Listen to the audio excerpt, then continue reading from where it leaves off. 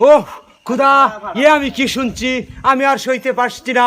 আমি এই রাজ্যের বাচ্চা, আমার এই রাজ্যে কোথাকার এক তরমুজরা ভাইরাল হয়ে কোটি কোটি ভিউ কামাচ্ছে, আর আমি অদম এভাবেই শিশুকাল থেকে ভিডিও বানাচ্ছি ফেসবুক, ইউটিউব আর টিকটকে। কোনোদিন আমার একটি ভিডিও ভাইরাল হয়নি।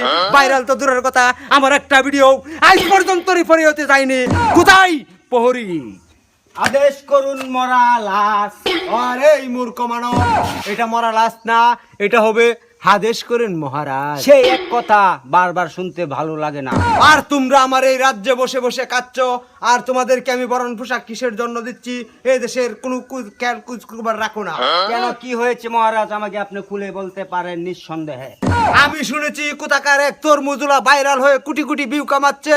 আমি এখন পর্যন্ত ভাইরাল হতে পারলাম না। আমার সাথে কেন এই রতন বিশ্বাসঘাতকতা করেছে? কোথায় এই বিশ্বাসঘাতক রতন?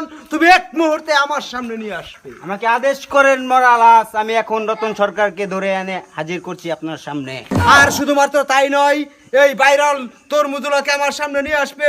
আমি তাকে আমার এই রাজ্য থেকে 1000 মুদ্রা দিয়ে পুরস্কারে পুরস্কৃত করব। যথাজ্ঞ মহারাজ, আমি এখনই রতন সরকারকে ঘাড় ধরে নিয়ে আসছি আপনার সামনে।